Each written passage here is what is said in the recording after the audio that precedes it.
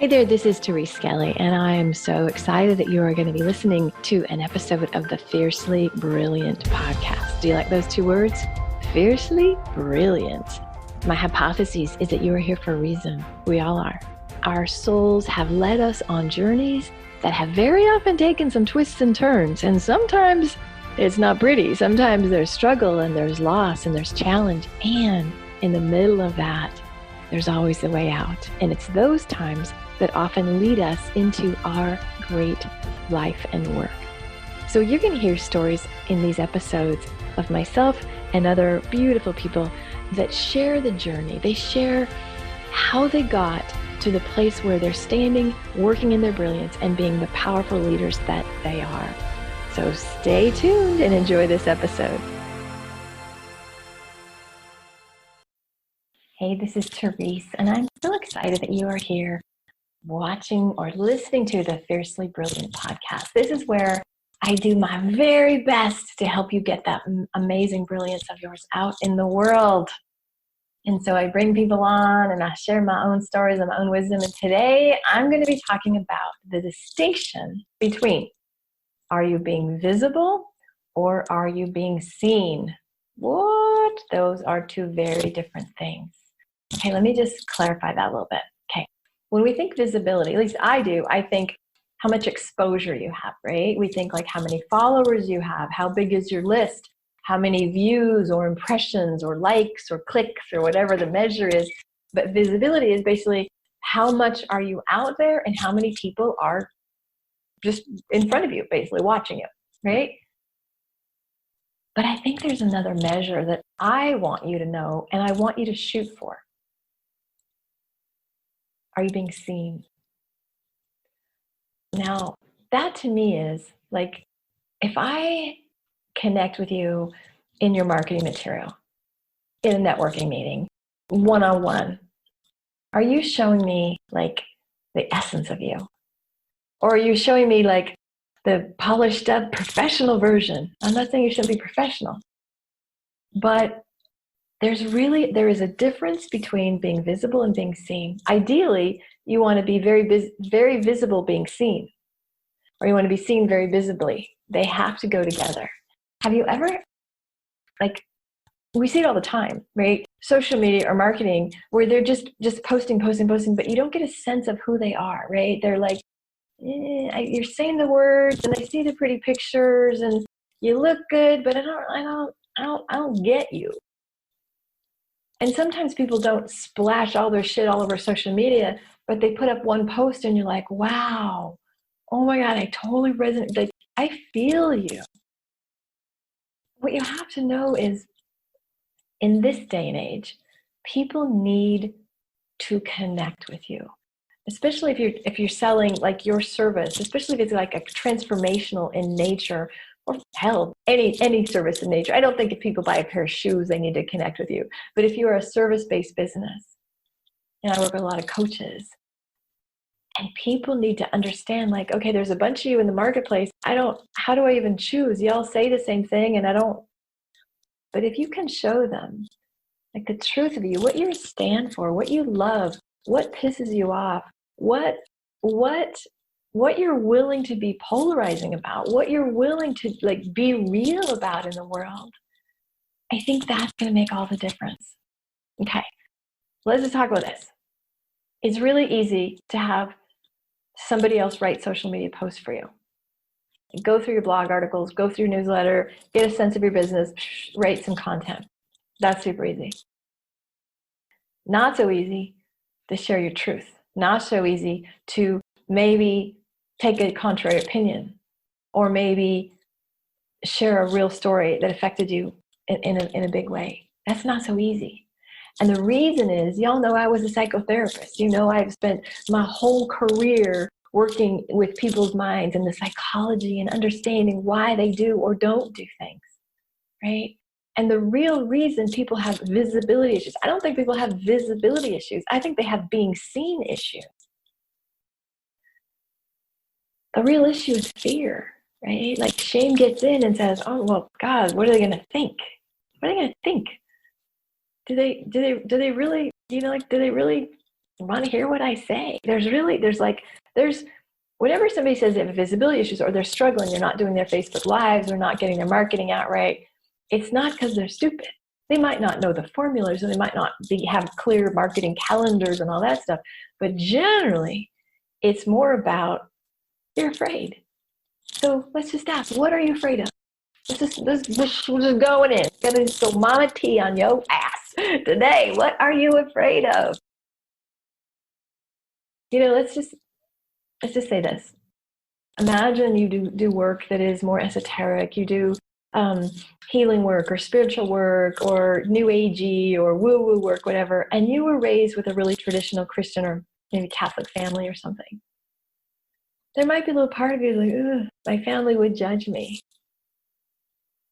Or maybe you are a woman who is pretty bold and sassy, and yet you were raised with the idea that, women should just find a nice man, make some babies. Maybe you came from a family where there is like shame-based, you don't tell the secrets. And we all look good, and we're all successful, and we have to overachieve.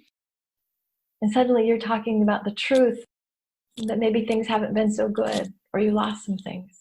I regularly tell my story of bankruptcy. And if I let the shame voice that you have to look good so the family looks good voice win, I would never share that. But I know when I share that, another person connects to me and says, oh, she would understand me. I don't feel so bad, right? And so the ability to be seen is directly correlated with your ability basically to tell shame, go the hell out. Get out, shame. I will not be controlled by what will people think. See, I kind of think like if you can't really be seen, your visibility activities are not going to work. Like I don't mean to be so like, give it up. Like you are where you are. And there is no shame to this message. But I want to ask you, are you being freaking real? If I look at your website, do I feel you? Because here's the thing. Your desire, your work you do, if you just buy a franchise and you're only in it for the cash, this is a different situation. I'm speaking to the people that their business is their mission in life. They're living their purpose through their business. They want to do good through their business. They want to help others and be a big contribution. You're my people, right? Hi, people. And I know that if you have that, it's literally what I call divine design. It is put in you from God, or whatever you call that. Like for me, we just got to say, thank God I didn't get the design or the idea, or I didn't just one day think I should be a CPA, because that would have been a really bad, messy choice.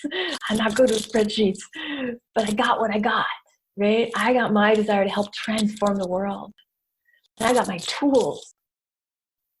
So how dare I hide that? How dare I play small with that? Because literally there are people praying for me. There are people praying, going, please, God, please send me some, please, I need help with this.